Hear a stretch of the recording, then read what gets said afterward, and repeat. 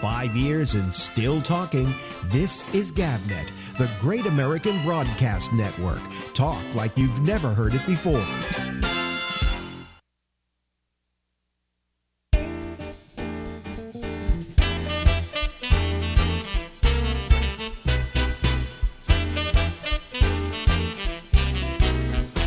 Hey,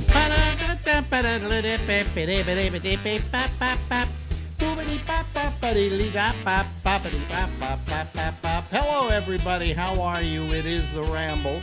I am Alex Bennett. I am your humble and obedient host. And, for some reason, I know why the earphones sound different. Because I've got a second pair of earphones here. Because there she is, ladies and gentlemen.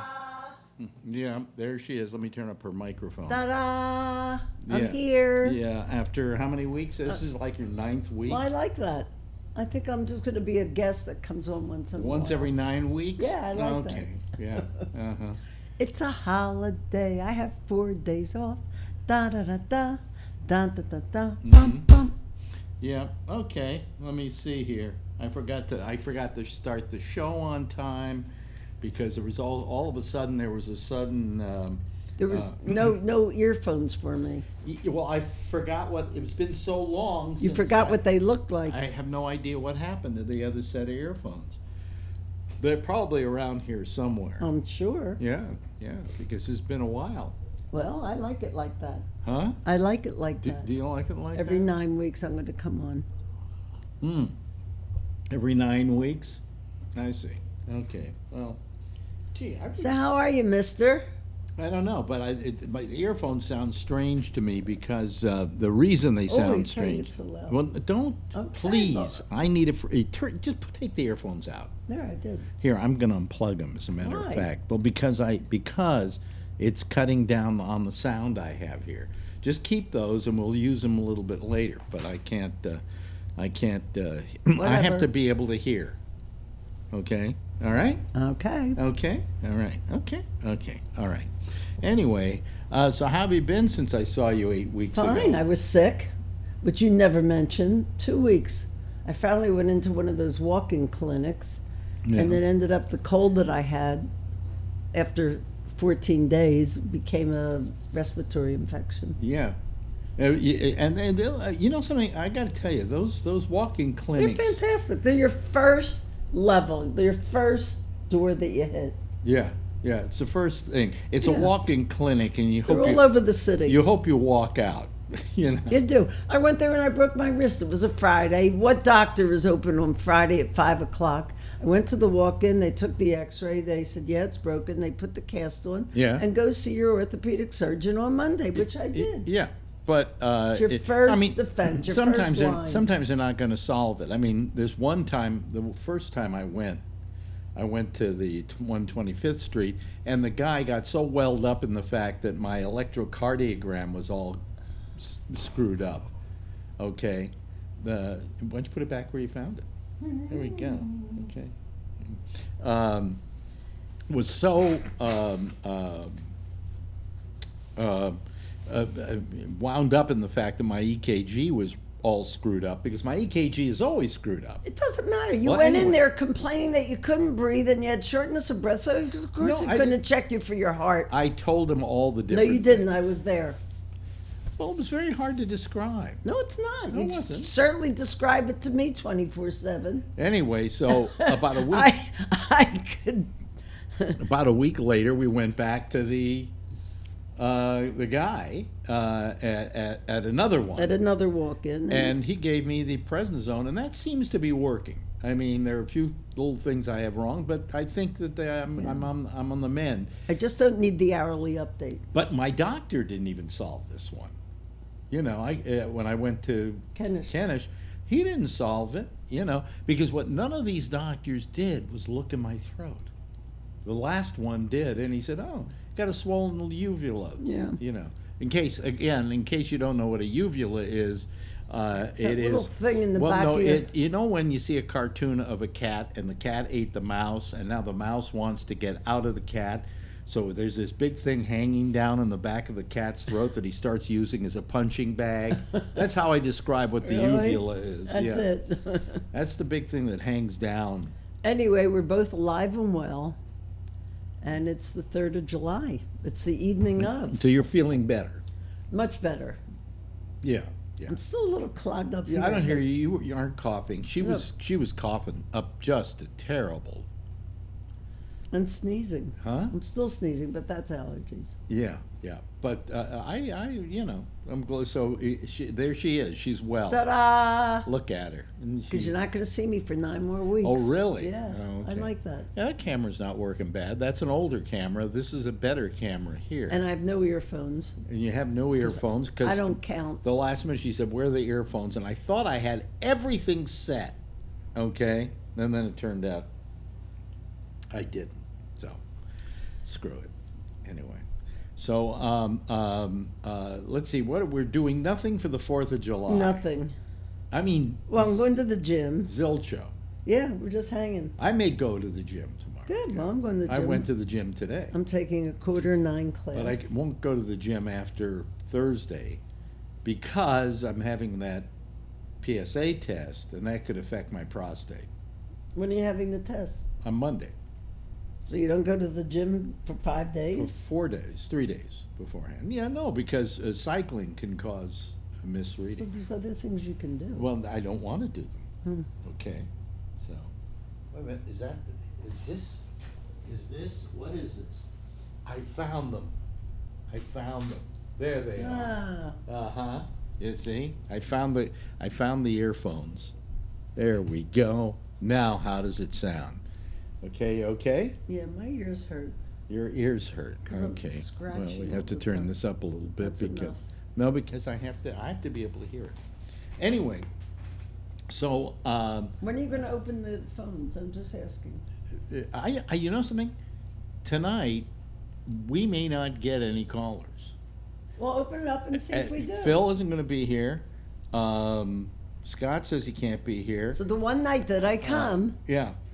So it doesn't look like anybody's going to be calling us tonight. Well, oh, fine. You're sneezing on the air. you only have me for half an hour. Yeah, right. So I may actually, if I don't get enough callers, I may call the show off tonight at a Okay. certain point. You know. I mean, I've got 17 minutes left, so whatever you want to do. I've got 17 minutes left with you. Get closer to the microphone. So whatever you want to discuss, Yeah. Bring it on. Anyway, yeah. Well, so we're not doing anything for the 4th of July because nobody invited us anywhere. and no one's home With all your friends, how come we don't get invited places? because they all have their own places. To I go. don't. I was thinking about it. I don't see any of your friends coming out and inviting us. What friends? What? No, really, I'm serious. I thought about it today, and I have no friends here. Whose fault is that? No, it's not my fault. If we were back in San Francisco, I would have lots of friends. Well, you're not. You know? You're here. No, but I'm someplace where I don't have friends, and you're someplace where you do. So where are your friends for the 4th of July? They're all away. They all have plans. Oh, really? They're with their families. Plans that do not include us. Yeah, we'll go to a movie. I or see, something. huh? Maybe you do a movie tomorrow. Do a movie? What Yeah, movie? I don't know. We'll see what's out. Yeah? See what's out. I hope it's nothing that we could wait and see at home. Probably will be. Oh, But we're really? getting out of this house. Really? Yeah. Oh. I'll go by myself. What movie? I What don't movie know. would you like to see? I have no idea. I haven't been to a movie in ages. Well, here, wait a minute. I'll show you. I'll go here. Where do we go for movies? What is the go-to thing for AR movies? Fandango Fandango. Well, or ARC. let's go AMC. AMC. Okay, because we always like to go to the AMC theaters. Okay, all right. So now I have to find the one at. 84th and Broadway. Okay, well, let's go. Okay, allow. Okay, let's go. All right. So now I want to find theater. Our theaters. Let's see here. The AMC 86th Street. 84th. 86th. That's in the- 84th. 84th. There it is. Okay. Here's your choice. Annabelle Comes Home. It's a horror film. Nah. Toy Story 4. That's supposed to be good. Really? Nah. You know, come on. You have 1, then you have 2. You go, okay, good sequel. Then you did 3, and it was okay 3 sequel. wasn't bad. I mean, but 4. I'm sorry, I'm tired of Toy Story. All right, I'm tired of this. All right, just go. Okay. Just go on. Let's see here. Spider-Man. Pass. Far From Home. Let me see Scroll here. down. Scroll down. And I think that's it. They only have 3 movies in that theater. They have more than 3. No, but they have 6 theaters, and they're showing these things. I see what you're saying. See what I'm saying? Yeah. So that's what the problem is here. Yeah. Well, that's it. That takes care of that. That's it. I don't see any other movies. Yeah, no, that's it. So there's your choice for movies. And you know what the problem is? You want to go see a movie this weekend. And this weekend, what are they releasing to the theaters? All the splat and kill. All the pop movies. And the Plus, splats. You got to talk about movies for a second. When you go to see movies today, what are they showing in these theaters? Are they showing quality independent films anymore? No. Well, they are in some of the movie theaters. What they're showing are what we call tentpole releases. They're showing releases of films that are product, but they're not very good any other way. All right? Those movies, the independent movies you like, are all being sold to Netflix and Hulu. We watch a lot of it on Netflix. Yeah. Saves us money. So, I mean, that's where those films are going. And it's kind of, kind of interesting. So, the whole world has changed that way. That's sad. Then we have our great president having his big parade tomorrow. Well, he didn't even invite us. He didn't invite any Democrats. He didn't invite Did you hear us that? He didn't invite one Democrat to his little party, and they're saying it's not political. It's big donors. Big donors. And they're giving he's giving a talk at the Lincoln Memorial. So wait a minute, folks. You gotta figure this one out. He's doing a big blowout for the holiday, 4th of July. Right. He's rented out the Lincoln Memorial. Okay. He's bringing in tanks. You're welcome. And airplanes. And airplanes are going to fly overhead, and Air Force One's going to fly overhead. Now, here was his thinking on it. I love his thinking on it. He said, well, as far as the tanks are concerned, so far as the airplanes are concerned, we own them, so they're free. Right. He didn't say we don't own the gas, okay? We don't own the gas for the trucks that brought in the tanks. Or the military men that have to do overtime for your fucking parade. Yeah, they're going to miss their families on a holiday. It's going to cost, conservatively, so far, it costs $2.5 million. Jesus. I'm sure it's going to work its way up to at least $5 or $6 million. Wow. He is doing a 30-minute fireworks show. And then, if you want a ticket to it, you have to be a Republican donor to go to it. And the fireworks, by the way, when I lived in Washington, it's free. You go up on the mall, you sit there. Now they're charging. So what does it make this? It makes it a political. It's a political event. Exactly. Yeah, and he should have to pay for it. But what was his thinking about I need a parade? Because he has a small penis. Well, he saw it. That's why. He saw it in France, but the countries that do this kind of Russia, thing, North Korea. Yes, China. China. No, China doesn't even do it, do they? They do it, yeah. I don't think they do, not to the same extent. Not like that. So anyway, it's all part of his desire, I think, to be a dictator. Oh, he wants to. Yeah, he wants to be a strong He's man. already mentioned the fact that he might not leave at the end of 8 years. He's mentioned that. I'm not going. You're going to have to pull me out of here.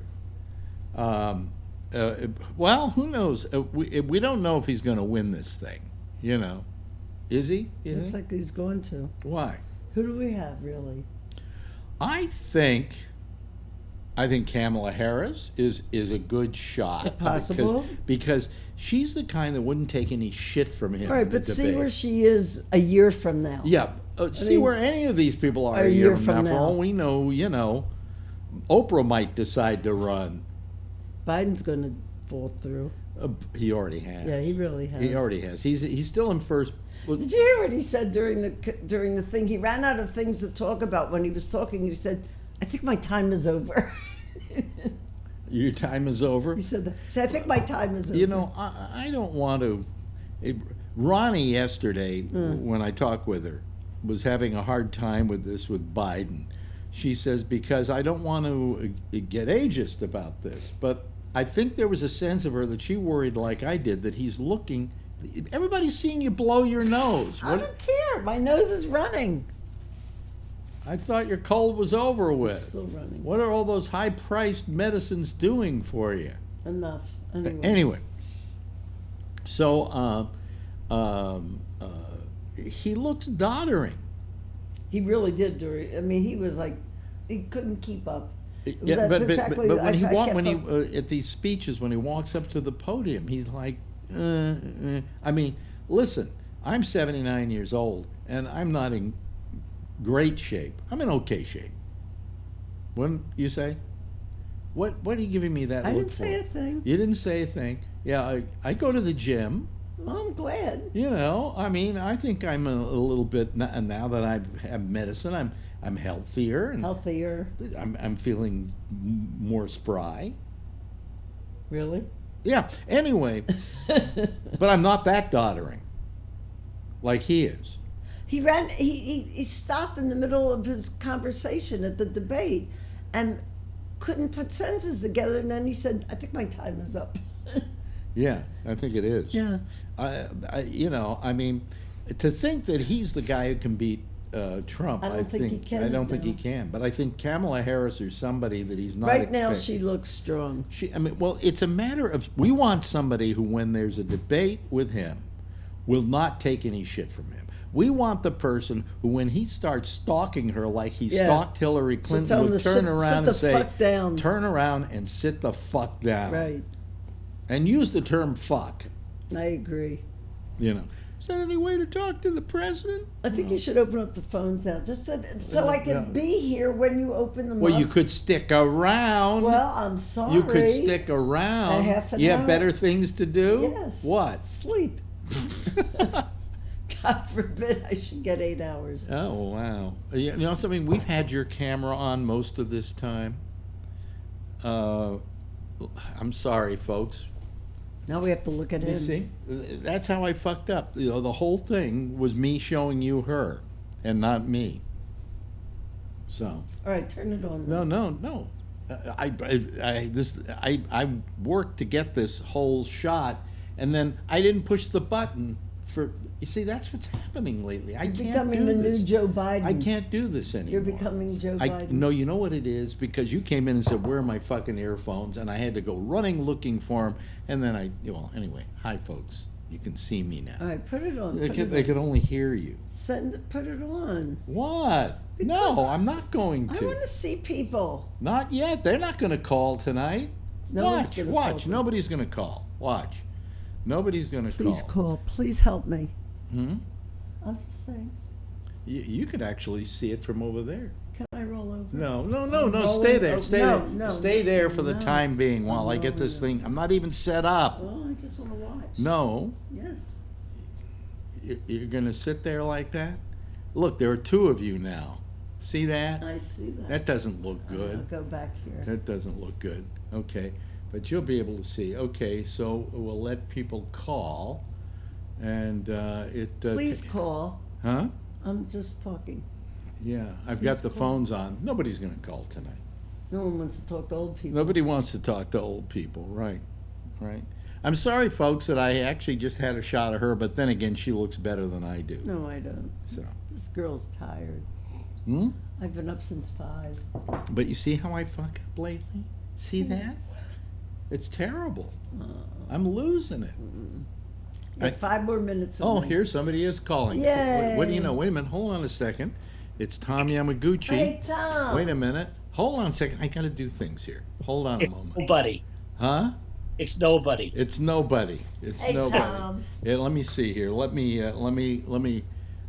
put Tom. I've got to go get Tom in here. So hold on. I'm holding. This takes me a bit of work. This is not the easiest thing in the world, and considering how I'm fucking up tonight with everything. There There he we is. go. There we are. Okay. Hello, Hi. Tom. How are you? Hey, Hi. Well, see, you're our caller for tonight. yeah. How about that? A visit from the Crypt Keeper again. Huh? What? Artie Johnson is the latest death. Yes. Oh, yes. are we talking about that again? No. Death? No, we're talking about Artie Johnson dying. Well, that's a death.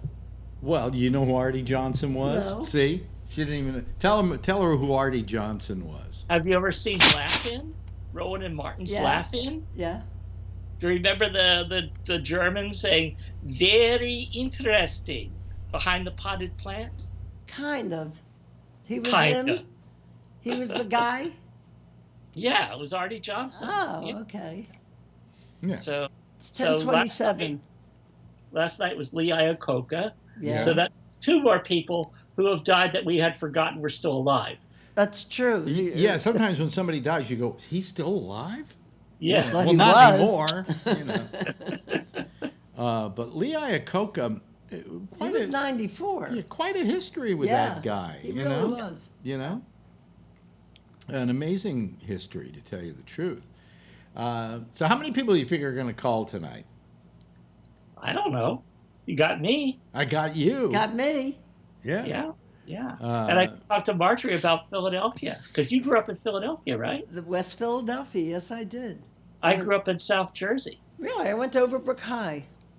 Okay, well, for a short time, I went to an Overbrook High in South Jersey. There's a But Overbrook that High in was- South Jersey. that- We're in that- South Jersey. And it's out. It was in Lindenwold, which is, you know the high speed line. No.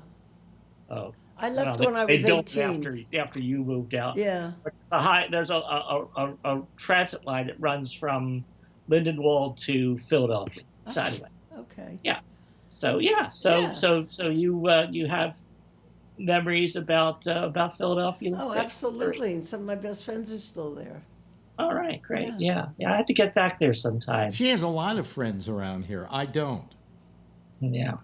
If I were back in San Francisco, gee, how many people? I was thinking today of all the people I could hang out with. You couldn't because nobody can afford San Francisco anymore. Well, so I'd move to Richmond. Yeah. That's where you are, right, Richmond? No, I'm in Berkeley. You're in Berkeley. Oh, okay. Berkeley would be nice. You know what I always liked about Berkeley, and stop me if I'm wrong, but Berkeley, as you enter, it says a Berkeley? nuclear-free Free zone. zone. Yeah. Really? Yeah, and I'm thinking to myself, Only in California.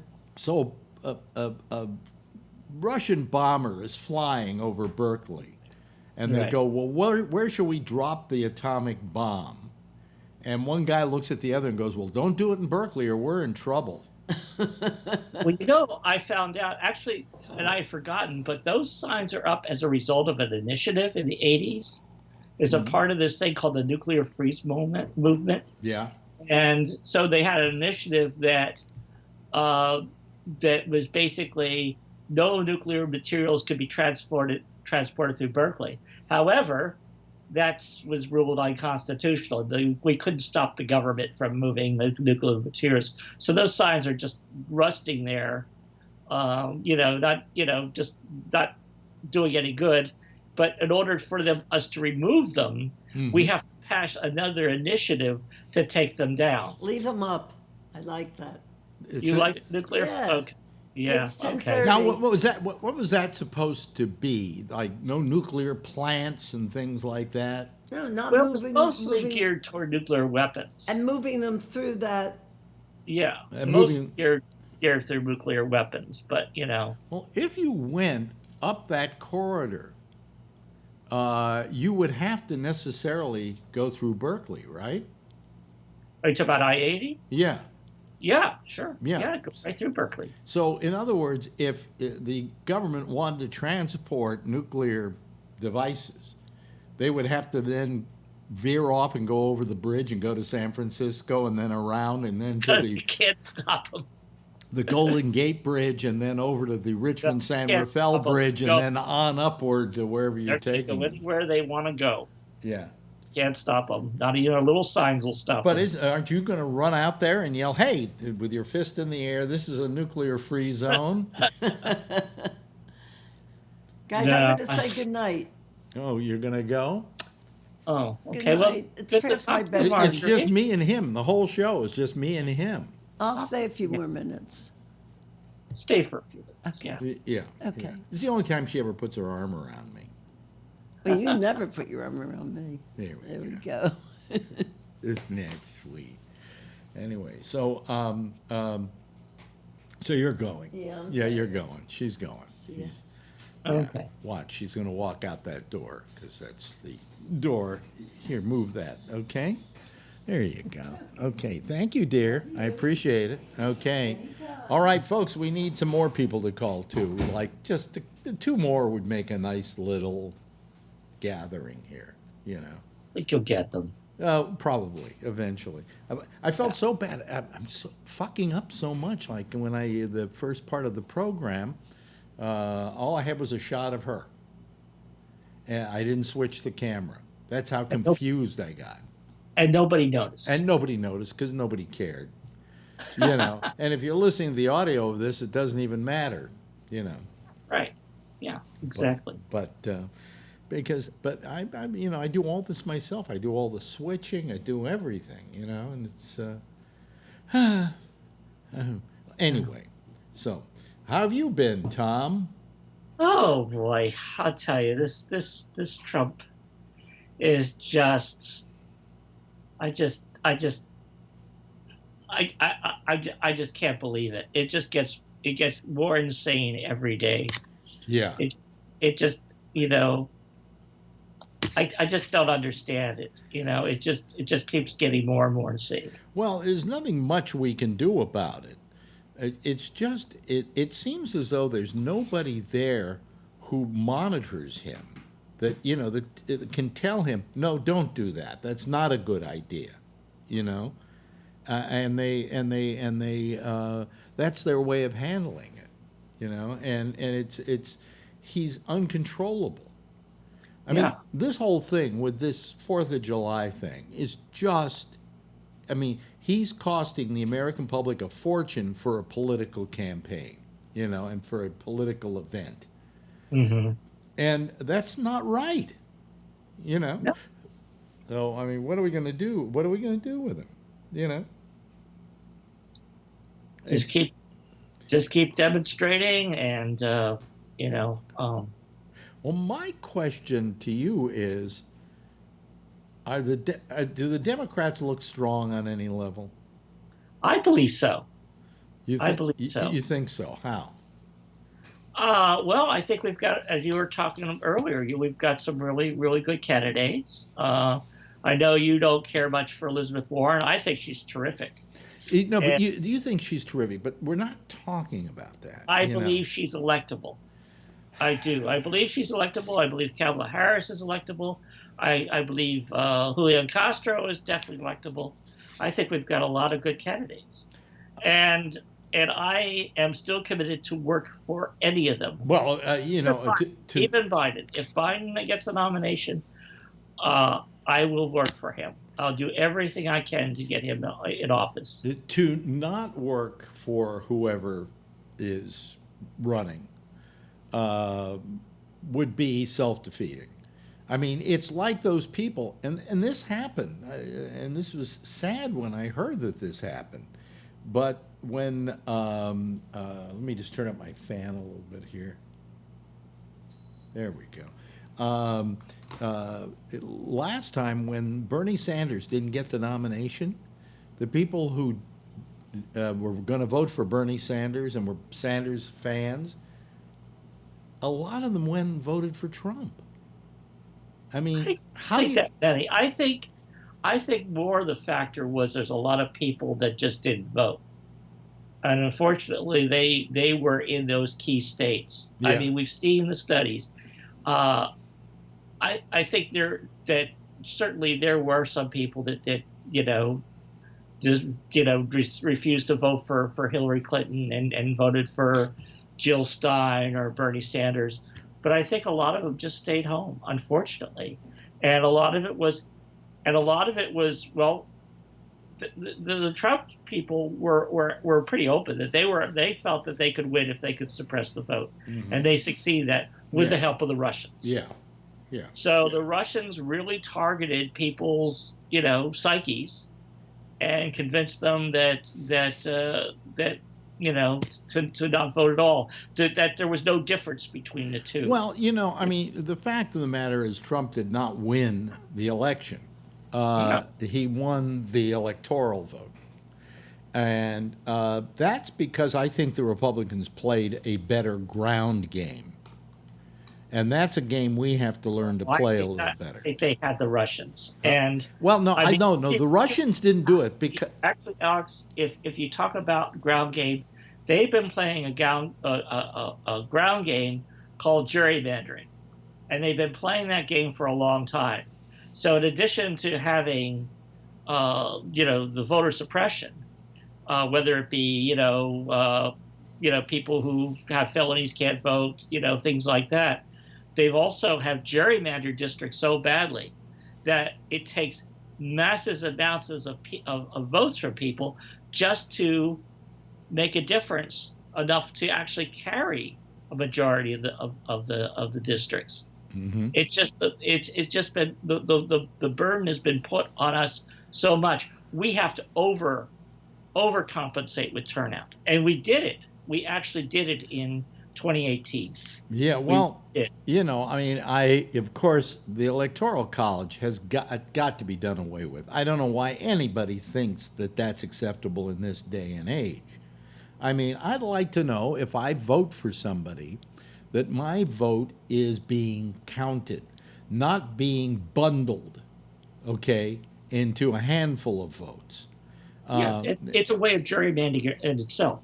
And Vernon Nunn, is it Vernon? Yeah, Vernon Nunn and I have both talked about this compact. Yeah. That if we have enough states that say we will give our electors to the candidate that wins the majority vote in the national election. Right. If you get if you get over 270 electoral votes of states to do that, then that solves our problem without going through a constitutional amendment. Yeah, but I think we should just get rid of it. I mean, to do anything less is to let this. You have to look at the Constitution. What I'm saying is we've got to get rid of it constitutionally, and the reason is, as long as it's around, it's going to continue to haunt us, and it's kind of like stuff in this country where we say, "Oh, well, it's only temporary," right? Well, it was temporary. Income tax was temporary, all right? Yeah. And it certainly isn't any longer. Whenever we let something exist and we don't challenge it and we don't end it, then that thing's going to keep going and going and going. It's going to come back to haunt us over and over and over again. So I think we've got to do away with that. I think we've got to do away with the primary system. I think the primary system is all wrong. We've gone through this before. I have to say I completely disagree with you. Well, but we only started having primaries, I think, in the 40s, Tom. No, they go back to about the turn of the century. No, they've been a process that's been slowly getting on. There's been more moving to the primaries, caucuses and primaries, but it started about the turn of the century with the progressive movement. Yeah. I put in first primaries, and it's telling me when the first primaries are next year.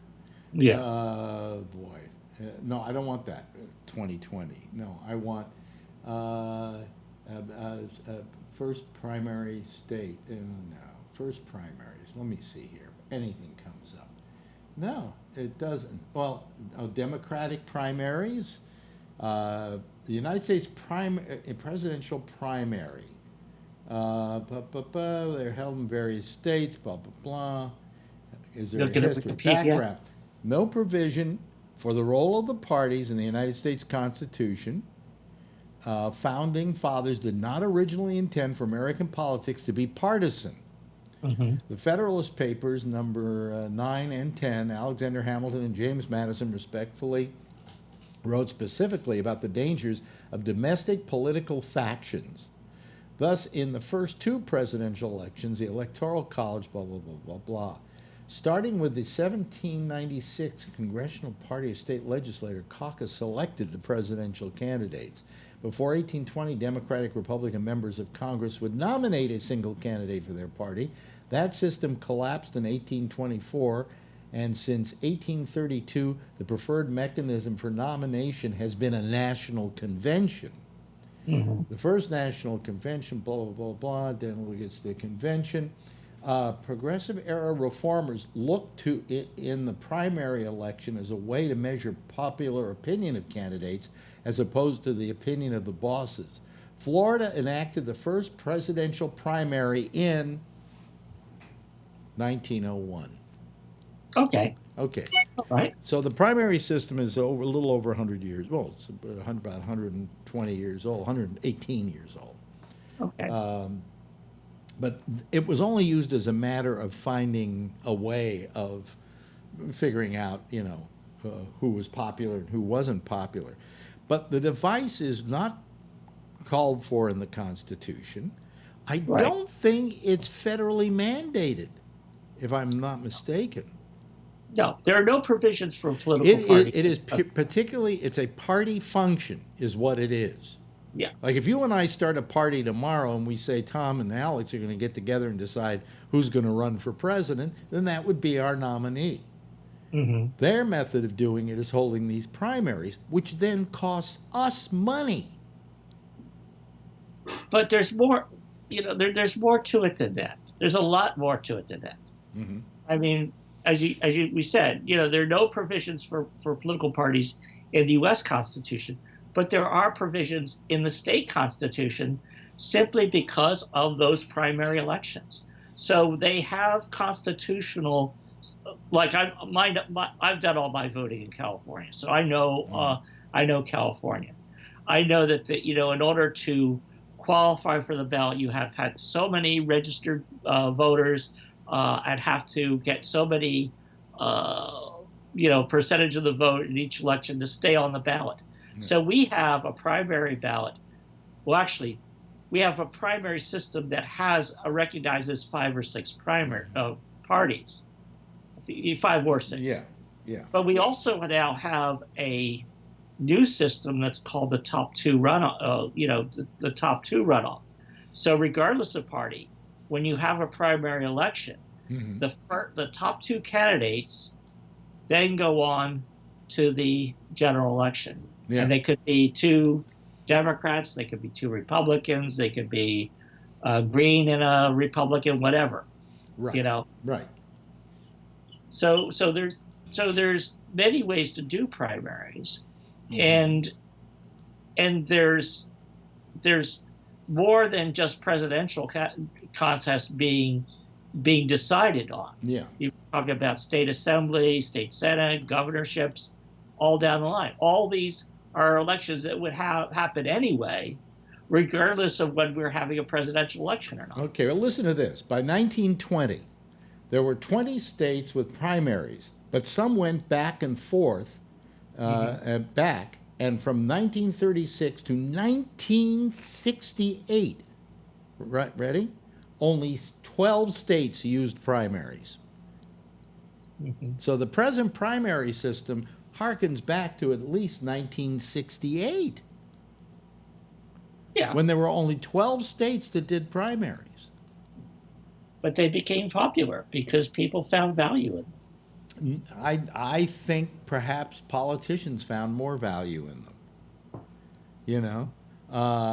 Because I when I think about watching conventions, is anybody else going to call, by the way? I have to mention that every now and then. it's a holiday weekend, but maybe I should have just taken the whole week off and not just 2 days.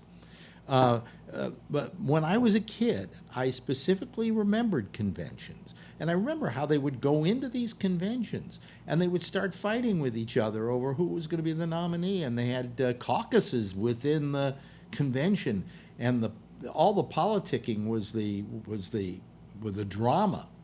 And sometimes there were as much as like 20 votes before they got themselves a nominee. And then when they were through, they presented this nominee to America. There were no primaries. And the election cycle went from whenever the convention was. In other words, the campaigning cycle went from whenever the convention was until November, which in most cases was about after the last one was over with and they could start actually campaigning. There were only about 3-4 months. Now that's reasonable. Think of the money you're going to save to begin with. Well, then you're getting into other arguments regarding money and politics, which is separate from the primaries. Well, money wouldn't matter as much in politics if you only had 4 months to go out and campaign. In fact, we could probably finance these parties to their campaign and take the money out of politics completely. Sure. Believe it or not, I would rather spend that money on people campaigning than on a fucking parade in Washington, D.C. Better get back to that again. Yeah. That is insane. That is just insanity, Yeah. So what are we going to do about him? We can't do anything about him. I'll try my best. Last Sunday at the Pride Parade, I marched with a whole contingent of people with under the banner of need to impeach Donald Trump. Yeah. And I was marching with Tom Steyer. Oh, okay. Yeah, I got a picture with me next to him. Yeah. Nice guy. Real nice guy. What is that feedback? That's strange. Oh, I think that's my mail. Let me turn off my mail. Oh, okay. Yeah, I guess it's just going to be you and I, Tom. If you don't mind. No, Oops. I don't mind, but I might cut it off early rather than put the strain on us, I don't feel any strain. I had a busy day as usual on Wednesdays, but I'm feeling relaxed. Well, actually, I'm physically feeling better than I was feeling for a while. I've been sick for the last 3-4 weeks with this, whatever it was, but it seems to have subsided now that I'm taking the pills. Okay. 5 pills to a happier life, So I'm feeling healthier than I was. However, I think it's made me gain weight. I'm up to 197 pounds. I'd gone all the way down to about 185. And I took the prednisone, and I noticed my weight was going up really fast. And supposedly because it retains water, sodium, and potassium, and things like that. So, but I feel better, and my pants aren't tagged, so I'm fine. Okay. Well, that's good. So anyway, so is anybody going to call? Come on, there's got to be a couple of people out there. Everybody's away. Let's see. Phil isn't here tonight. Okay, no disappointment for you. No. Scott isn't available. Let's see here. Yeah, went to some concert, patriotic concert. Yeah. Let me see here. Who else isn't available? Most people. I don't know where Kevin is. Haven't heard from Ray Renati in weeks. He's probably busy. He's probably got some active stuff. He went on some vacation or something like that. How dare he? How dare he? So somebody, if you've never called this program before, just go to Skype and just type in Skype Live, and it'll call me, and we'll put your lovely picture on the TV here. Yeah, Be able to express yourself without having to compete with a bunch of with a bunch. I mean, well, this is a good time for the amateurs, the ones who have never done it before, to do it, because I think some people don't do it, don't call the show, because they're a little intimidated by the fact these other people are so used to it, Right. and so into it that they don't, they don't call. So now's your chance, folks. It's just Tom and I, and we're just two really nice guys who listen to what you have to say without interrupting, and and not that we don't like a good fight now and then. Good spirited political discussion never hurt anybody. What I've got into what we've watched, because girlfriend made me watch it, and I had never seen the show. We're binge watching The West Wing. Did you ever watch The West Wing? No, I have not watched very much television the past few decades. Yeah. I just my schedule has been just, I don't know. Yeah. I hear it's a great show, but I've never really watched it. I watched it. I'm watching. We're in the 3rd season, and that's about as far as I'm going to go, because I hear it goes downhill from there. But I've been watching it, and to begin with, the other day I'm talking with Ronnie, right? And when so I've been watching The West Wing. She goes, "You never watched The West Wing?" Like I committed the sin. That I had never watched The West Wing, and I said, "No, I haven't. I never watched The West Wing. I'm sorry." And so I'm watching it now, and she said, "What do you think?" And what's interesting about it is, a show like that could get very old, because it was done in the 90s. Well, it was done the end of the 90s. In fact, there was a show we watched that was the first show that went on the 2nd year, okay? Or was it the 3rd year? Oh, it was the 3rd year that they went on. And it went on right after 9/11. And the first episode was a special episode that had nothing to do with the rest of the series. And it was a very good show, but it talked about, people are different than we are, and why do they want to attack us, and things like that. I mean, it was very interesting. And there was a beginning they had for it, but they didn't put it on Netflix. And that was where the cast, for about 2 or 3 minutes, discussed that this episode was a standalone, and that was not to be put in the context of the whole series, because they had left it off with the president deciding whether he was going to run or not or something, and then they were coming back to this, which didn't have anything to do with that. It wasn't the cliffhanger you wanted to see the resolution for. And so it was 2011 the first season started. Excuse me, 2001 the first season, the 2nd, 3rd season started. And what I found interesting about the show is it holds up, because a lot of the political problems they're attending to on this show still exist. You would think after, 18 years, that we would have, this would have, you watch this show and it would be one big anachronism, and it's not. So that's what I found so interesting about it. It was a well-written show, well-conceived. I think Aaron Sorkin, who wrote it, pushed himself too hard and wrote almost every episode for 4 years.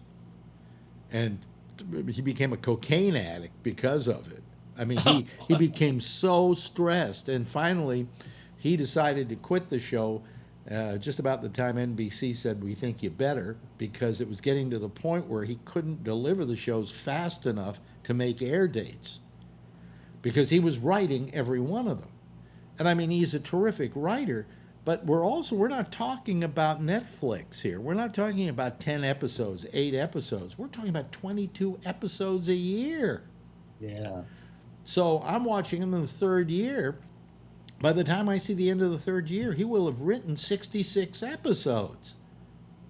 That could drive any man out of his mind. Yeah, that's true. You know, it's funny. We got a lot of people watching us, just nobody calling us. This is a strange thing. So, what else you want to talk about, Tom? Go ahead. It's all yours. Well, I'll tell you, this thing with the Betsy Ross flag, I've been pondering. Yeah, I pondered it too. This was the thing, in case people are not familiar with what he's talking about. This was Kevin Kaepernick. Yeah, yeah. Who complained that Nike, who he is a spokesperson for, was coming out with July 4th shoes. They were red, white, and blue, and on the back they had the American flag, but it was Betsy Ross's American flag. Yeah, you know. Yeah. Colin Kaepernick. Colin Kaepernick. Yeah. You know, it's the Betsy Ross flag where the stars are in a circle. Well, they call it the Betsy Ross flag. And one thing, you know, for a couple decades now, I've been involved with the Society of Friends. Mm-hmm. And we do Betsy Ross as a Quaker. And in fact, she was a part of a faction that called themselves the Free Quakers. Mm-hmm. And those were, of course, you know, the Quakers traditionally opposed war. But this faction broke off supporting the American Revolution. Yeah. And so there was a big schism within Quakers about support for the war. Most of them either were just didn't support anybody or actually were loyal to the king. Mm-hmm. But this faction, it actually ended up you know, actually creating their own meeting houses. So I thought that was really interesting. And now I'm discovering, thanks to all this big controversy, she didn't design the flag. She didn't design it. Really? It turned out there was another guy who signed the Declaration of Independence that actually came up with the design. Oh, you know something? I heard that years ago that the concept that she designed the flag is separate from the fact that she sewed the flag. Right. She didn't design it. She sewed it. That was her. She was a seamstress. Flags. Yeah.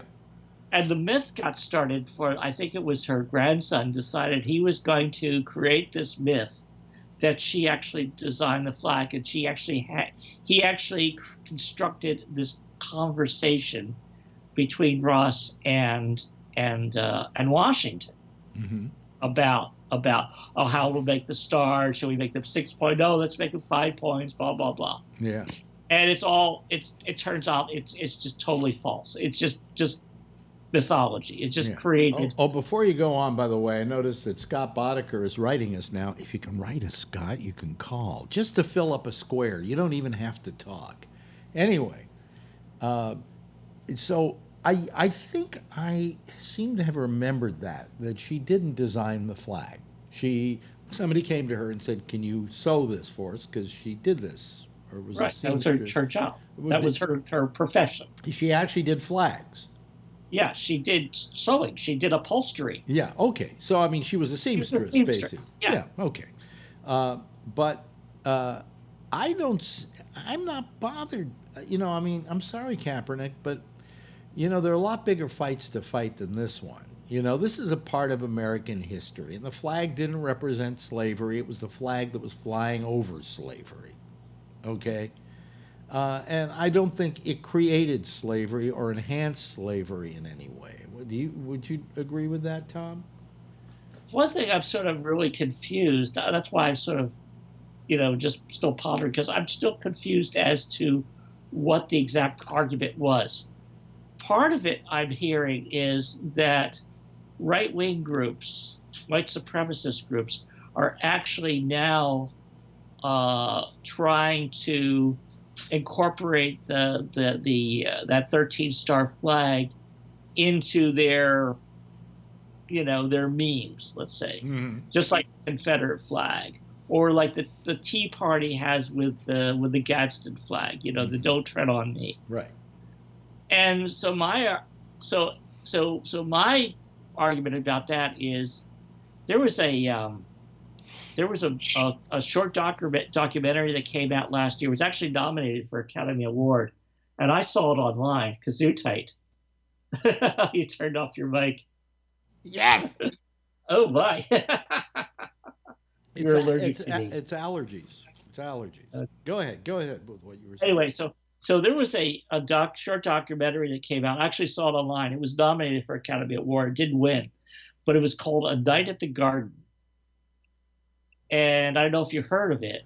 No. But it basically was a Nazi rally at Madison Square Garden in the 30s. Okay. And this big Nazi rally, they had American flags. They had big portraits of George Washington, maybe Thomas Jefferson, all the founding fathers. And so, like, we're looking at Nazis, and they are glorifying, they're wrapping themselves around the flag.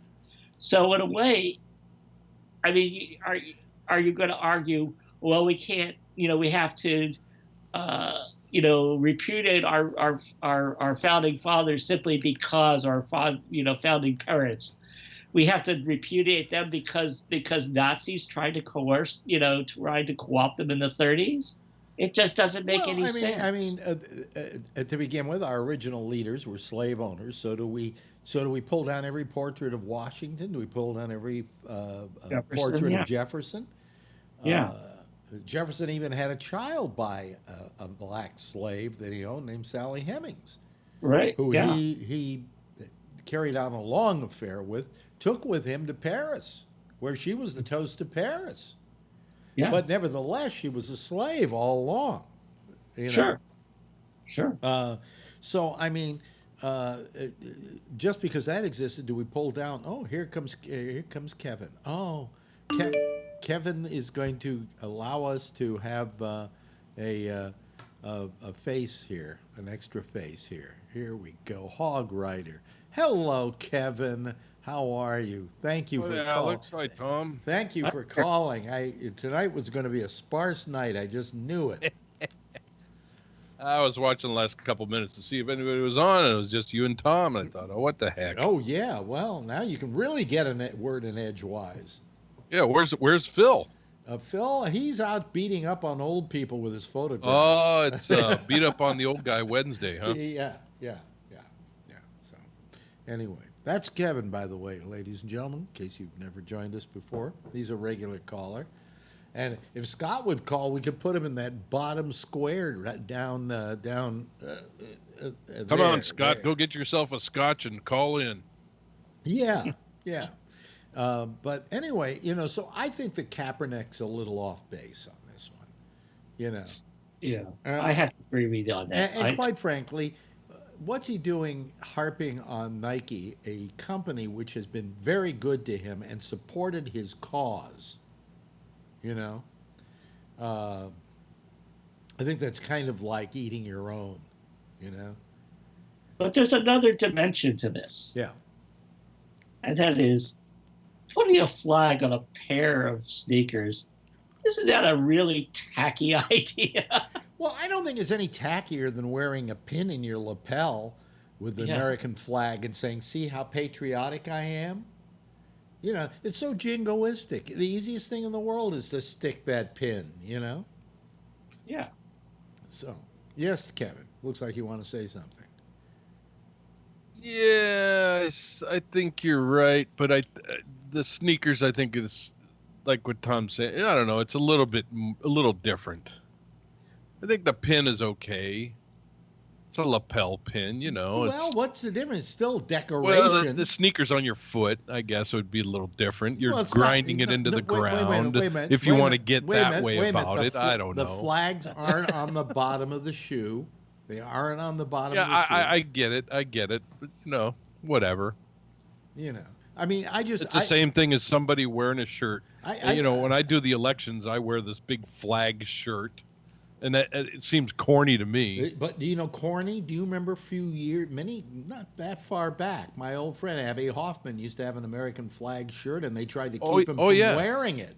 They said that was a desecration of the flag. Yeah. Oh, Alex, you reminded me of something I've always wanted to talk to you about. Yeah. Abby Hoffman put out an album called "Wake Up America," Yes, he did. Yeah. and were you involved in that at all? I guess not. I'm trying to remember if I was on there or something. I just don't remember.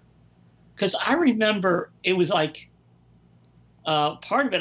Because I remember was because he was, they had a recording of him giving a speech. He says, "Anybody mind if I take off my jacket?" And then, of course, he had his shirt under, the Yeah. American flag shirt. But part of it I heard was a radio interview he was doing, and he was doing something where people would call in, and they would answer questions, try to answer questions about the plagues or something like that. And I'm just wondering if that might have been one of your radio shows. Could have been. I don't remember. It's funny how little I remember, when you go back that far. And if you think about it, that was 1970s. Yeah. How many years ago was that, Tom? In fact, here's one of the things one of the things he says in this album is, "We bombed in New Haven, and we're going to bomb in San Diego in '72." You know what that reference was? The Republican convention was originally scheduled to be in San Diego in 1972 because Nixon wanted it there. He called it his lucky little city. Yeah. And so when you talk about the plumbers and those plots to kidnap radicals and take them over the border, they were going to take them over to Tijuana. So that was before they moved the convention to Miami. Oh, okay. All right. And then they did do the convention in Miami. And God, Abby had some stories about Miami, and he and Mike Wallace and them hanging out together. But anyway, I don't remember. But anyway, what I was going to say about Abby is he had the American flag shirt. And a lot of times he would go to a TV show and they wouldn't let him on because he was wearing the American flag shirt. That was disrespectful. And what I suggested is that even back then we had the technology called chroma key. Why don't you just take the shirt and take the color blue and put red over it, and it'd be the same color shirt. It wouldn't be it wouldn't be the American flag shirt. But anyway, so today what you're wearing is kind of a, what can we call it, affectation or whatever you wear it for, Well, Kevin. and it's because of those days that when I was picking out that shirt, because you go to these websites now, there's millions of shirts with all kinds of flag crap all over them. Yeah. And I sit there for hours and look at them, and I think about back to the Abbey days, and I go, well, should I get that one? No, that looks like it's desecrated, because they're just plastered all over the place. And I go, nah, that looks like it wouldn't work. No, that looks too desecrating, And I just, I discriminate the hell out of them. And then I finally pick one that's all subdued and whatnot. But it's still got a flag and a stripe on it, that kind of thing. Yeah. Well, I mean, Abby wore it, and he wore it for a purpose. I mean, I said to him that one time I went over to his house for dinner because he was a great cook, by the way. That was the night I met Tennessee Williams, I said, "Okay, where's the closet?" And he said, "What closet?" I said, "The one with all the American flag shirts."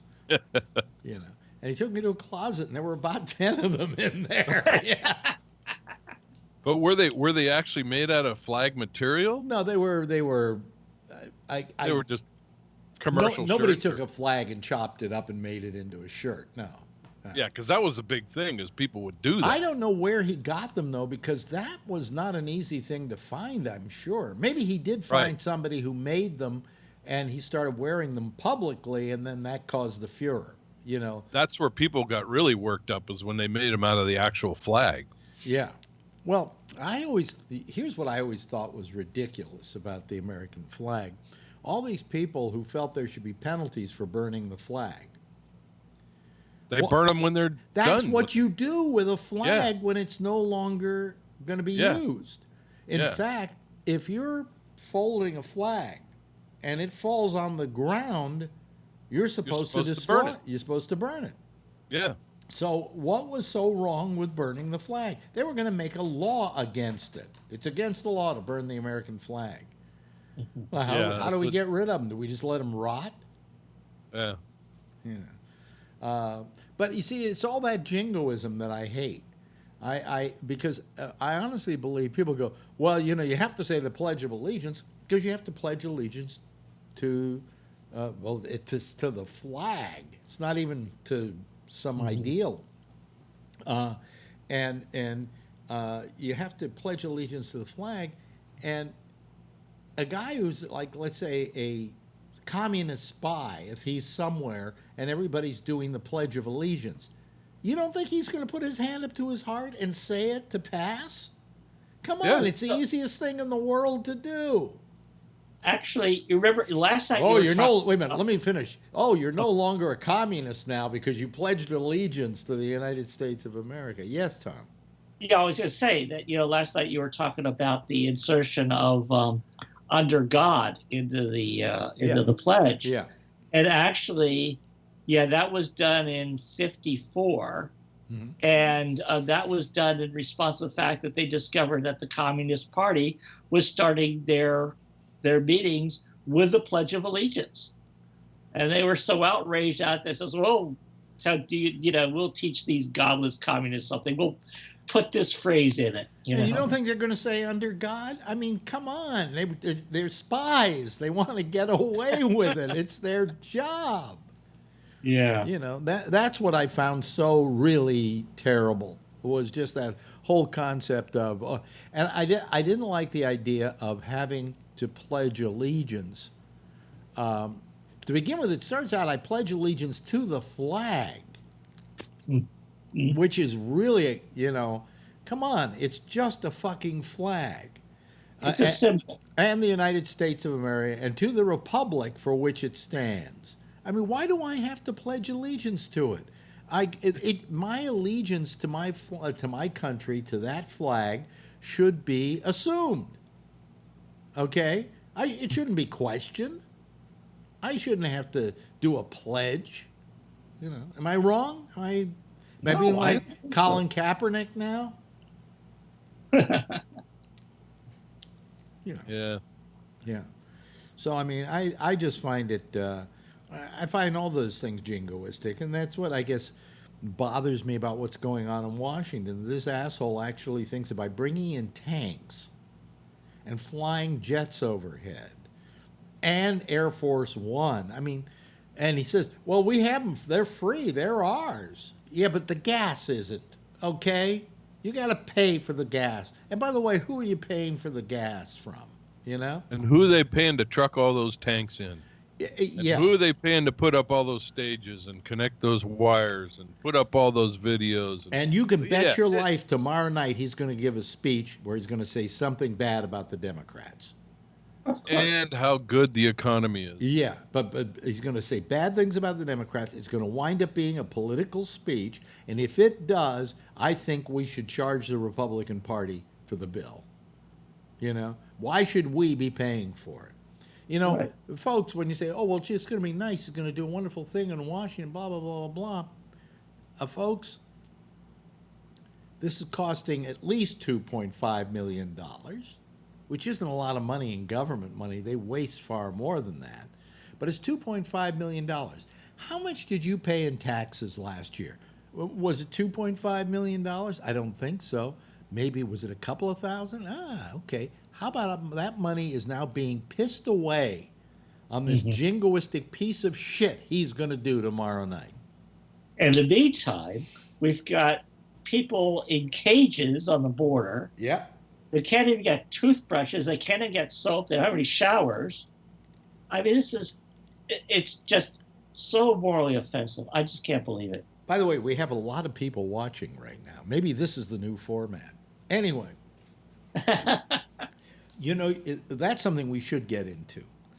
And that is I just begin to wonder, where is the United Nations? Where are those organizations which normally would come to the foreground in a time of crisis of this sort? Nobody internationally is speaking up for these Mexicans who are coming, or these South Americans who are coming up and are now in the middle of a major humanitarian crisis. And yet, is the UN holding a hearing on it or holding a meeting about it to sanction the United States for the way they're treating these people? No.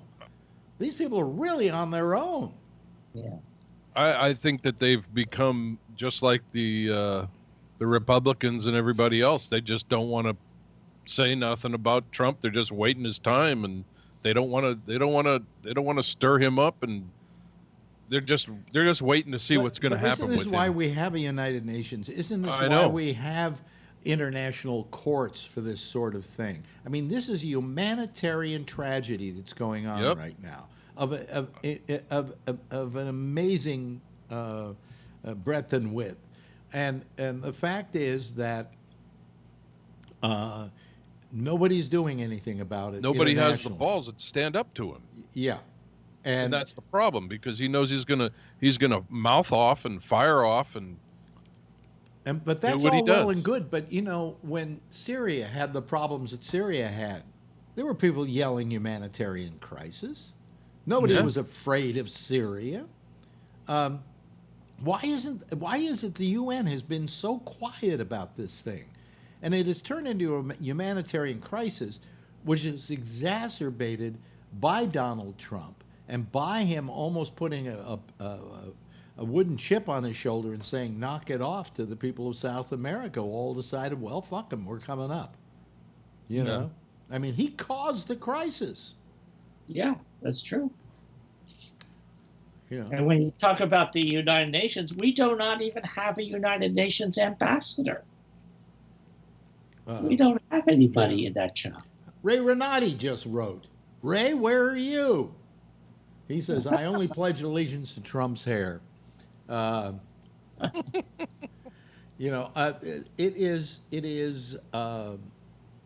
a sad thing that's going on.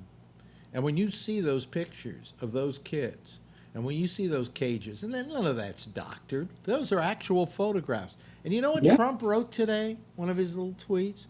Well, they wouldn't have to be in this trouble if they hadn't tried to come up. Well, that's not the point. The point is the crisis exists. Now, what are you going to do to help other human beings out of a crisis? And he's not doing anything. He's spending too much time buying the crepe paper for his parade tomorrow. Yep. I think, unfortunately, the problem is he doesn't see them as human beings. Yeah. He sees them as animals, subhuman. Ray says he's in his car. So. Okay. Well, he's called from his car before. Yeah, he has called from his car before. From Costco. If he called right now, this would be like a whole Bay Area show tonight. Oh, that's right. Yeah. Ray says he'll call in soon. Okay, Ray. So that would be an all Bay Area show. That's terrific. Yeah. So how come I'm not on the air in San Francisco? Yeah. I've heard lately who wants to live in San Francisco. That everybody has told me if I came back, I would be sorely disappointed. It's different out here since you've been here, I think. Yeah. It supposedly has gotten really skeezy. Yeah. It's different. Well, to begin with, I don't think even I could afford to live there. That's I never could afford to live there. I mean,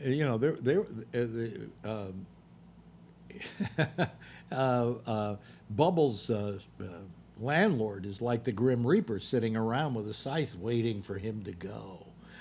Because he's got that place for $900 a month or something like that, $700 a month. Wow. Oh, geez.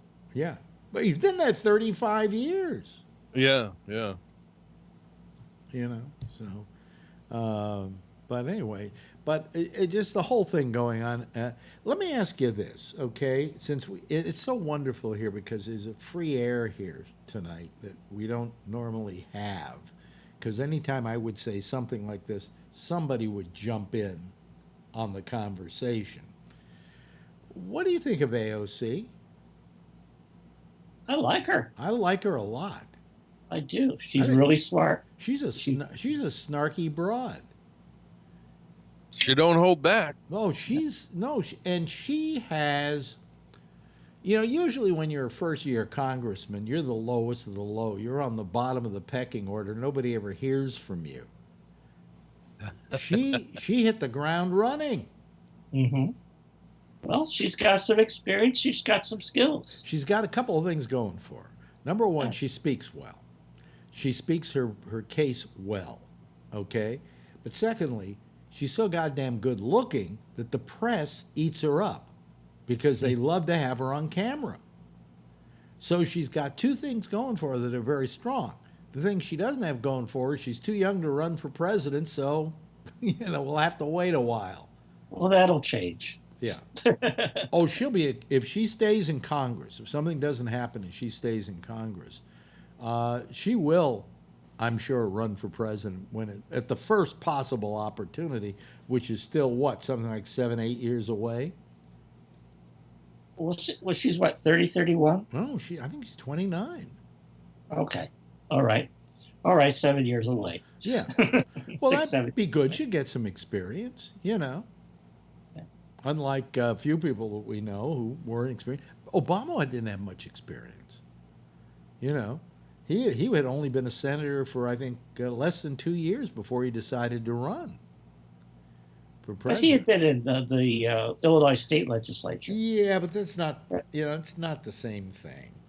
I mean, as people go, he's had, his experience is weak. Yeah. But it's sure a lot more than Donald Trump. Well, who makes the best presidents? Usually it's governors.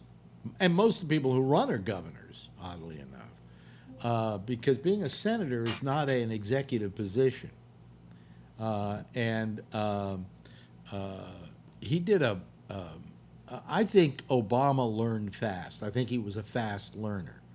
Mm-hmm. But he had to learn a skill set that he really never had to do before. And that's the same with anybody, any senator who would suddenly become president. I mean, people who are governors are executives. And so all the things they would do as president, they're simply doing in a magnified form, at a lesser magnified form when they're a governor. So. Yeah, but still, I mean, even anybody who comes in the president job of president is going to be lacking in something that the job needs, because it is such an all-encompassing job.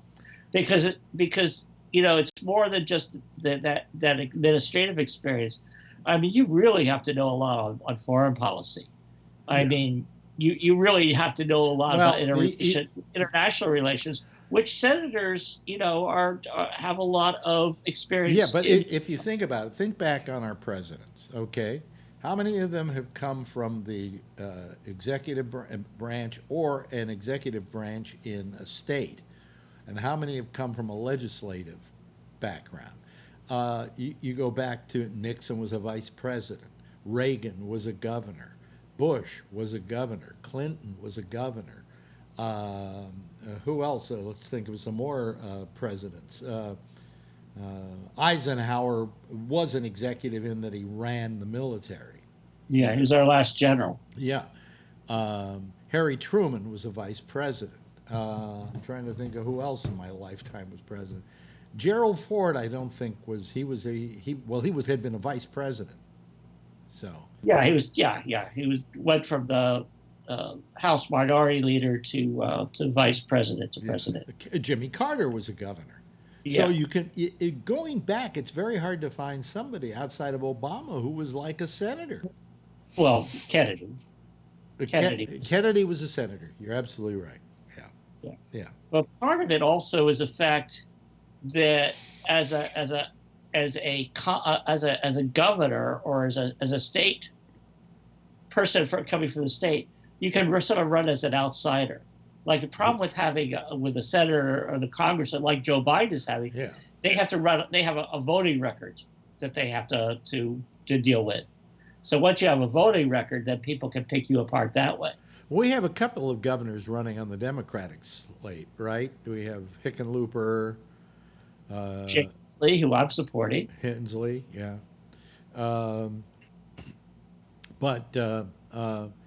There's something to be said also. The thing that Joe Biden has going against him, among a raft of things, okay, is the fact that he has been around for so long. There's a record, right? And there's a record that people can jump on, and some really horrendous things he's done in his time. I mean, he's done some great things too, but he's done some horrendous things as well. Anita Hill being one of the most egregious. But he has so many things that are a problem that way that you begin to wonder, does he have a chance because of all of that? When you think of the other people that are running, for instance,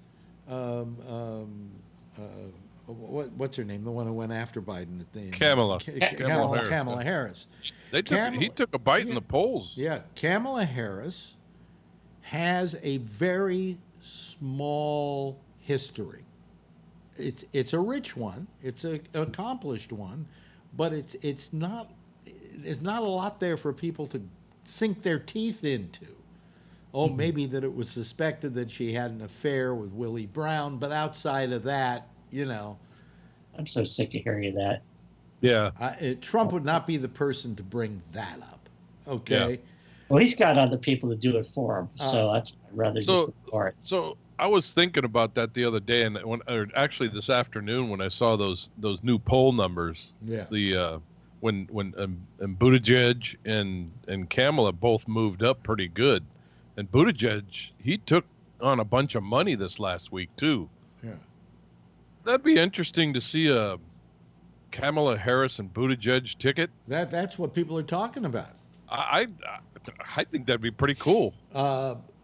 Somebody, Zim here, wrote she should replace Nancy Pelosi. Well, she can't. He was talking about AOC. He was talking about AOC. Oh, Zim was talking about AOC? Yeah, I saw that go up when we were talking about AOC. Oh, okay, because Nancy...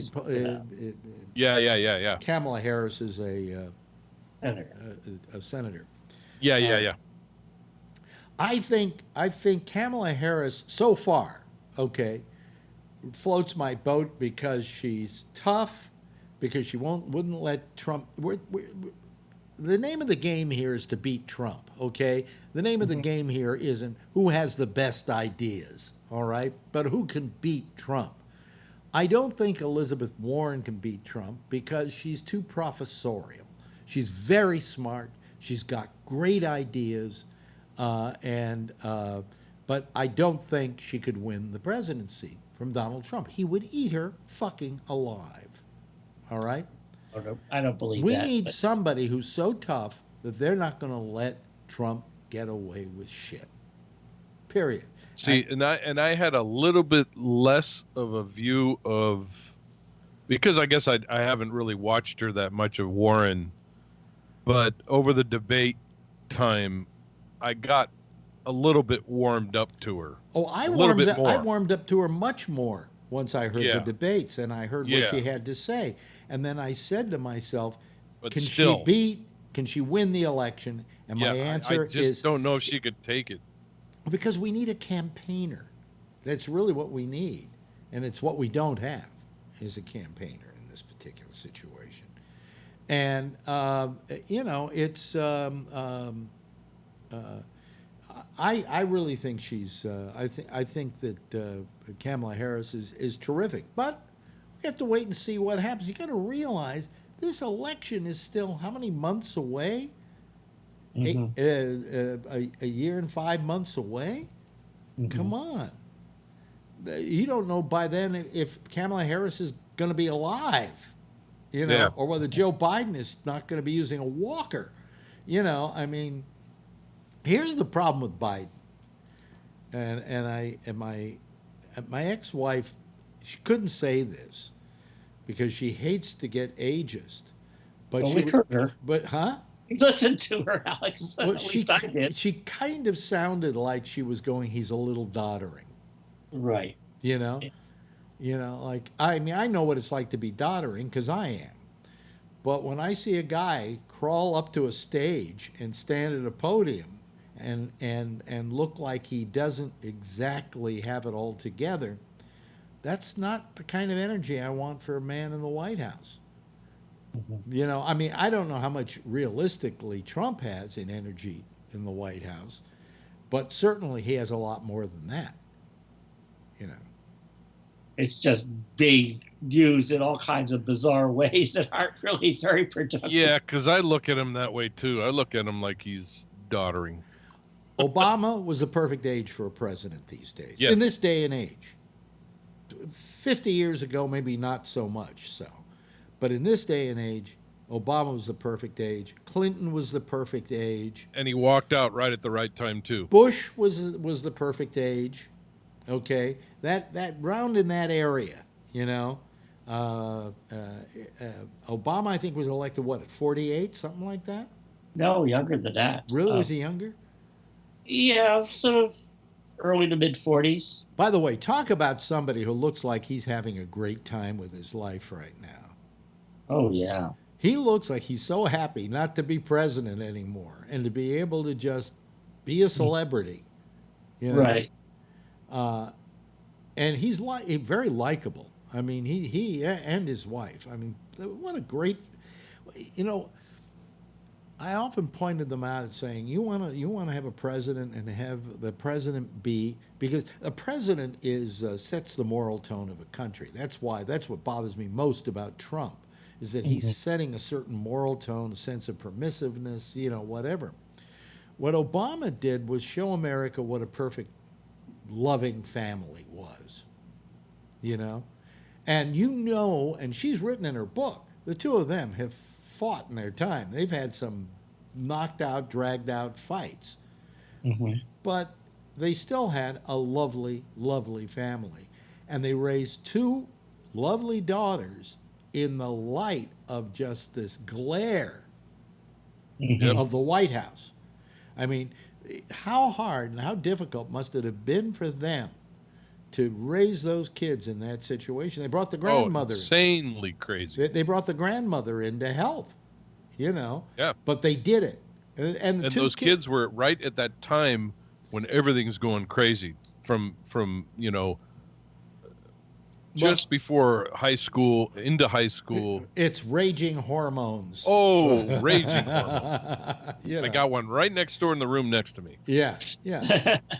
Raging hormones. Holy crap. Yeah. And two of them, And they did such a beautiful job of raising those kids. I always look to, my admiration goes to when you look at the kids people raise. Yep. And how those kids turn out. And those kids, you don't hear anything terrible about them. You know, Nope. maybe they go out sometimes partying when they shouldn't be, but it's being a kid. You know? Well, even when you look at Chelsea Clinton, she did real well for herself too. I often pointed to that. I often said that for whatever you think of Bill Clinton, cheater, whatever, the two of them made it through. The two of them raised that kid beautifully, you know, and she never had a problem. And they were a loving family. She was the one that kind of kept the family together during the whole Monica Lewinsky thing. I think so too. You know, and then people point out with the Clintons, well, look at what he did. Look what he did with Monica Lewinsky. Well, I would have done the same thing with Monica Lewinsky. I'm sorry. I understand, you know. The slightly portly chick who's hot for the older man. Hey, she likes cigars. if I'm that older guy, it's my last chance. Okay, it's my last chance at youth. But anyway, the point was that rather than say how terrible that was, people failed to point out how wonderful it was that they survived it. You know, that they worked their way past it. And that was a major, major thing, because I'm sure they had a deal, okay? I think Yeah. the Clintons always had a deal. Hey, you can fuck who you want to fuck, and I'll fuck who I want to fuck. Just one rule: don't get caught. Yeah. Right. And he blew the rule. In public, yeah. Yeah, in public, and it embarrassed her. All right, that was a very hard thing to get over, but they got over it. They got past it. They're still together.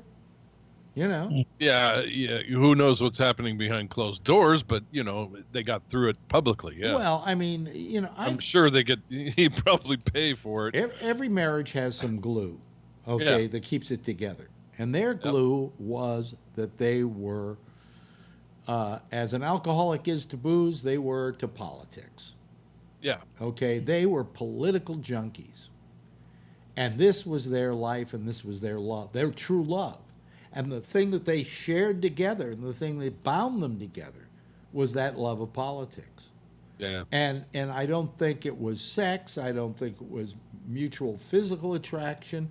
I think there was respect. And I think there was a very nice love there. But the love they shared was because of a commonality of purpose. And I think it was. I think when the book is finally written, it truly tells the whole story. It's going to be a very interesting book about why these two people survived all this. And they're still married to this day, and he supported her in the campaign. Yep. We don't hear much from him lately. He seems to be very quiet. She doesn't seem to be saying much of anything. No. I mean, to this day, this fucking asshole Trump. Oh God, I'm glad I can say that without being interrupted. This fucking asshole Trump.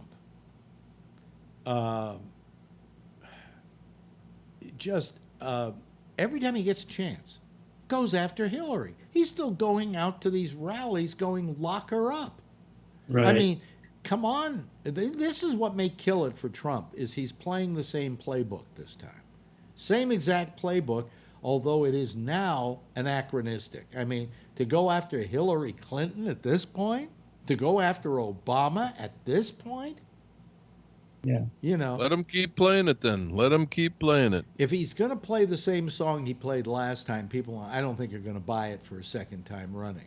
I think they might go for a different set of things. I really like to read the faces behind him when he goes to those rallies now. I like to read the faces behind him and see what people are, what their faces are saying when he starts mouthing off like that. There's a few people back there that are kind of rolling their eyes and going, okay, what's he going to say? Is there anything different? Yeah. And it's interesting. American Patriot is writing here. Let's see here. Why hasn't Obama endorsed Biden, his VP? Because I don't think he wants to get involved in No. a choice. I mean, once there's a Democratic nominee, he'll probably go out and give some He'll speeches. for then. Yeah. Yeah, Yeah. That's a conscious decision. yeah. He's not going to yet anyway. And I think it's an important one because it's one that here comes Ray Renati. What do you know? Good. We'll add Ray to the thing, and now I can. It's Ray. It's Ray, who we haven't seen in a while because. How's it going? Hold on a second. Let me get your. Let's see. It's Tom Yamaguchi. There we go. Goomba. There we go. Is it showing Representing the Goomba Central again? Bay Yeah, area. yeah. It's still that's the name. There's weird. Ray Online Renati. it Where have you says my been? name. Where have you been, Ray? You been out vacationing or something? Yeah, we went down to L.A. and for a week, and then my wife and I went to Yosemite for a few days, and then I fell down and hurt my knee, re-injured my injured knee 6 miles away from anything. Oh, really? Yeah, and I had to walk. Fortunately, I had those trekking poles. And I used them as crutches to get back. Oh my God. And then I couldn't walk for a few days, and it was kind of a. I'm lucky. I mean, I'm okay now, but yeah. Yeah. Yeah. Well, good. I mean, if I hadn't had those, I don't know. I guess I would have found a tree branch or something. You're looking nice and healthy. Oh, thanks. Yeah. Yeah. So is the knee okay now? Yeah, I'm fine. Yeah, we just been talking about old presidents. This is what we've been talking about. Old presidents? Well, Yeah. Clinton Yeah. and the Obamas. Oh God, I long for those days. I even long for George W. Bush. Well, no, what I've often said is, Trump makes me to say, turn around and say, well, of course Obama wasn't that bad, and then I look back and go, well, Bush wasn't that bad, Yeah. and then I go, well, Reagan, I wish we had Reagan back. Oh God, And then Reagan's the one who started Then this I go, problem. I actually wish we had Nixon. Yes, And no kidding. And long for Nixon. and then when I think about it, I say, actually, we'd like Hitler back. Well, we have the concentration camps now, so we're getting there. Yeah, well, we're not supposed to call here. This is very interesting discussion here. I saw an interview with where was it? It was on TMZ. Believe it or not, with Harvey Levin, and who was he talking to? Who was black? George Takei, who was talking about his time in the Japanese concentration camps here in America. And Harvey Levin was going, well, you can't call them concentration camps. That rings too wrong, because that's what the Nazi camps were called. And George Takei George said, was there. no, he said, no, they weren't. He said, what the Germans had were extermination camps. They called them concentration camps to sanitize them. Yeah. He said, Right. but a concentration camp, by definition, is any place where you put a bunch of people of a singular nationality or race, and put them in there and keep them there without benefit of trial, Thus, or concentration. due The word- process. yeah. He said very You're much concentrating so. a group. Yeah, very much so. These things are concentration camps. What Germany had were extermination camps. And I said to myself, gee, George Takei is that observant about things? Oh my. Oh my. Decay. Takei. Oh my. Takei. I don't know if you ever saw his documentary To Be Decay. It's really good. Yeah. But they were doing a roast, and William Shatner was doing the roast, and George Takei says, by the way, Bill, it's pronounced Takei, as in to pay. I love that scene of the movie. But I thought it was a very observant thing to say, and I thought that Harvey Levin was full of shit. These are concentration camps, plain and simple. We don't call them that because it brings back that memory of what we called those things in Germany, but they were extermination camps. We haven't gotten to that point yet with these. We're not going for mass extermination. I actually saw some actual fake news on the Fox website where they published an article by some guy who said that there was nothing happening in those camps, that everyone has showers and nice beds and it's clean. And I mean, it was on the Fox News channel on their website. Yeah. And they published it as truth. Oh, no, but you know what happened? You had Trump say today that the places they're at now are nicer than the places they came from. Oh, I know. What an ass. Oh, well, good. I'm glad that they decided to come up to Club Med. I mean, the nerve. Yeah. I mean, The noise. I saw that interview with the HHS the first week that they brought that stuff out, and it was disgusting. It was absolutely disgusting. That lady that was there the first week, and she was sitting there describing all that stuff that was happening. And the way she was talking about it, I couldn't believe it. I mean, she was talking about how she was interviewing a kid, and the kid was peeing his pants right there while she was interviewing him.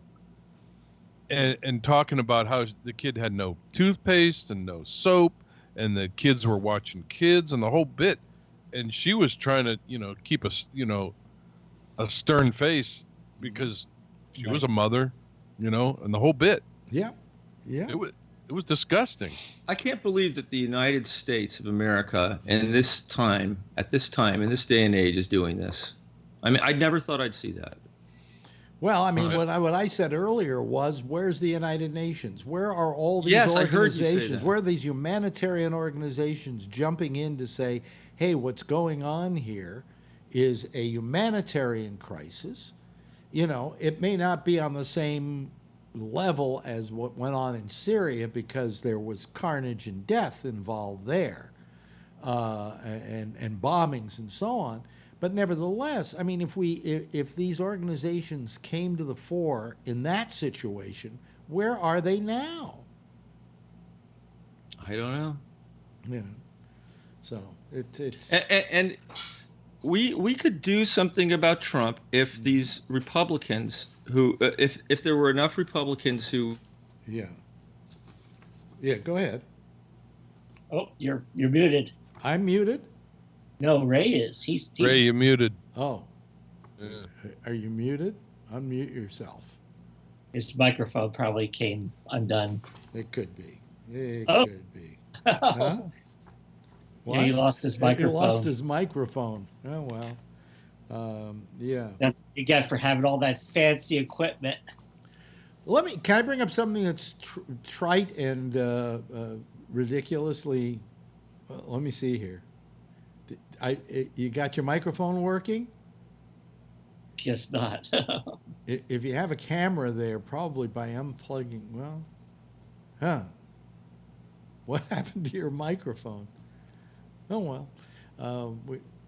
You can. You're an actor. You can do this in mime. Yes. Yeah. I don't think he can even hear us. Maybe not. What's he using for a microphone? Can you hear us, I don't know. Ray? Can you hear us? Hey, raise your hand if you can hear us. He can't hear us. Oh, wow. Well, No. anyway, let me bring up something that is not as serious, but it's something that came across today, and I thought that this was worthy of note. Two of the industries, the Stephen Galloway, who is an executive editor of Hollywood Reporter, published a column today saying that, oh, and damn it, Ray would enjoy this discussion, Oh, that the Television Academy and the Motion Picture Academy merge into one. Oh, well, we just lost him. He's probably doing a reboot. He's probably doing a reboot.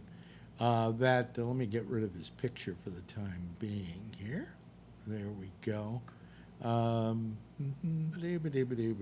me do this. There we go. Okay. That the Motion Picture Academy and the Television Academy merge.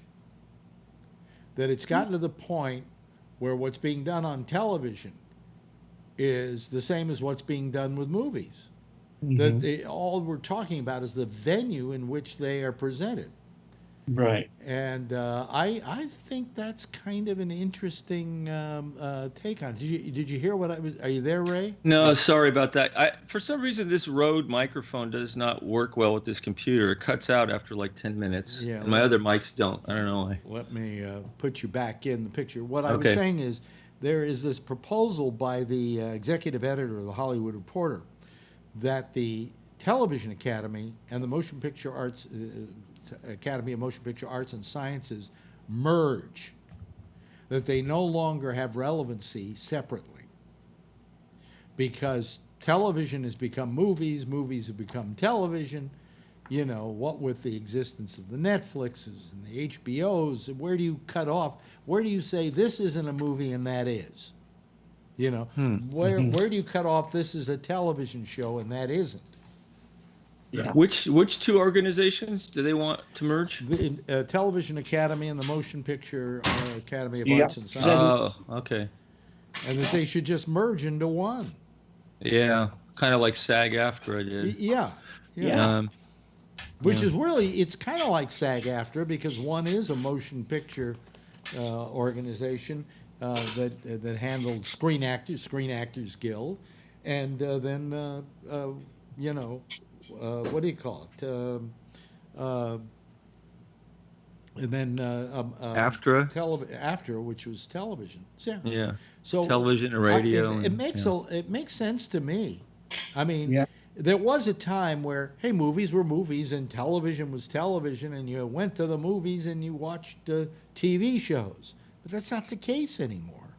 Yeah. Right. I mean, And- what won for Yeah. best foreign film last year? A Netflix film, a film that was made specifically for distribution via video. And what are you seeing when you go to the movies? Do you think that's a film you're watching any longer? No. That's a video projection. Yes, Tom. I just remember, well, what was there was a criterion, I don't know if it's changed, a criterion for motion pictures to qualify for the Academy Awards. There was something like they had to play in a theater in Los Angeles for a week, within, No. definitely within that year, definitely a lot by December. They By the had last they week had of to December. open up. They had to open up with before the last week in December in either New York or Los Angeles. Oh, okay, New York or And, Los and that's why a lot of people go, gee, this picture got nominated for an Academy Award, but it hasn't even started playing in my town. And the reason it didn't is it got nominated because it came up for consideration because of those parameters. So, yeah. Yeah. So, It's kind of like the Tony Awards. You have to be part of the American Theater Wing, which means you're either a Broadway theater company or one of their regional companies that they've given access to. yeah, yeah. My voice is starting to get a little hoarse tonight because I've been doing more talking than I normally do. I haven't had to do this in years, folks. I just think it's not a bad idea. What the person was saying was, times have changed. We're not watching black and white TV sets anymore, And what is this? And there is becoming this argument about, well, should we let these next Netflix movies be nominated for Academy Awards? Of course you should. Sure. Roma was as much a theater film as, it doesn't matter where it's shown. It matters what the form is, And yes, you could do what they do in England. They've got one thing called the BAFTAs. And they've got the BAFTA, the film BAFTAs, and they've got the television BAFTAs. And the television BAFTAs don't deal with made for, Netflix movies. They deal with TV shows, sitcoms and reality shows, or they don't like to call them reality shows. What do they call them? Formatted reality, they call them. Well, I like or that. scripted reality. Scripted reality is. Well, they're more honest. Yeah. Yeah. But and a foreign TV show isn't, or foreign movies under their auspices isn't called a foreign movie. It's films not in the English language. But anyway, I just think that the time has come that we start changing the definition of what film is, what television is, and whatever. Just because you're watching it on that screen at home doesn't make it television. That's just simply the way you're watching it. Yeah. Right. Yeah, think of all the theaters that are at home now. Oh, Theaters, I can't believe how many things I watch on my phone. Yeah. I mean, it's just like, I want to finish watching this show. I'll just watch it on the phone. It's a lot easier. That. Yeah, my and- daughter orders movies all the time. She said, "Can you approve a movie?" Yeah. Yeah. I mean, I find that I have a big 65-inch screen. We've talked about getting a 75-inch screen, but the one I have in the bedroom, which is 65, is 3D, and I ain't giving that up, okay? Because I love my 3D movies. Anyway, but the fact is that I sit there, it's in 3D, it's surround sound. What do I need to be in a theater for? Yeah. What, Yeah. so somebody can kick the back of my seat so I can see Charge dim, you $40 for popcorn. so I can see dim projection, Yeah. or bad, or I've had such lousy experiences in theaters lately where the film was supposed to be in 3D and it wasn't, and the film was so dim you couldn't see it. Like I went to see Black Panther and he was really black, so black I couldn't see him. I saw these two eyeballs walking around on Oh, the screen. I had the same problem. I told you. I mean, they had the wrong lens on the camera. I was watching a super dark movie, and the theater was full, and I was the only one complaining. And I had to go down and complain to the manager of the theater, and he said, "Well, let me see." And he looks at the picture, and he goes, because it was in 3D, and he didn't have his glasses. He said, "It looks fine to me." I said, That's what mine said, I too. said, "Same picture is showing in the next theater. Come on. Let's take a look and see." And we walked over, and it was twice as bright as the screen in the theater I took him into. And another guy wouldn't believe that it wasn't in 3D. He says, it says it's in 3D. I said, but it's not playing in 3D. I know the difference, right? So I took him up. He said, no, it's not in 3D. Well, there's nothing we can do about it. The film started already. Of course, there's nothing they could do. So, they gave me my money back, but nobody in the theater complained. They all had their fucking glasses on thinking they were watching a 3D film. Same exactly with me. I had the same exact experience. Yeah. They're the ones that'll walk out and say, oh, that was a crappy movie. Yeah. I found it unwatchable. I don't even know what happened. I just was so pissed off that I was watching this dark thing, and all I could see was African American people's eyeballs. Yeah. Like I was watching a minstrel show or something. You didn't want to feel like you were a racist or anything like that. Yeah, exactly. I'm sorry, I don't get it. Yeah, exactly. Let me see here. We got about a minute left. It's been really nice tonight. It really has been. Although my voice is getting hoarse. Are you on tomorrow? No way. Okay. Yeah. I'm not on tomorrow. My wife's birthday is the 4th of July. Good. Need some fireworks in that family. Yeah, she's got fireworks. But the thing is that we're off on Friday too. So, okay. We'll be back Tuesday after I get my blood test for my PSA. And then next Wednesday, I go to my doctor, and he'll probably tell me I have prostate cancer for sure. All right. 2 days of Alex's waiting room. Yeah, well, I don't mind, at this age, if I get prostate cancer, it's nothing, so whatever. It's not like Phil getting it. Well, no. Where is Phil? Phil at his photography class? Phil is beating up on other old photographers. Yeah. Winning awards. Yeah. Anyway, hey, listen, there's the theme. We made it through the whole show. Thank you, Tom. Boy, Tom was there for me in the beginning, and then Kevin comes along and pulls up second place, and finally we get Ray in here. And you know something? It's been one of the better shows we've done in a long time. I thank you guys for it. I also want you to give a big wave goodbye to everybody out there, and I'll wave back at you. Thank you. I really appreciate it. Okay? That's our citizen panel for tonight. And for all of you who couldn't call tonight, well, too bad. You missed out on a good show. It was a good show. Anyway, up next, you have Jack Bishop. He'll be doing a little program called The Intersection.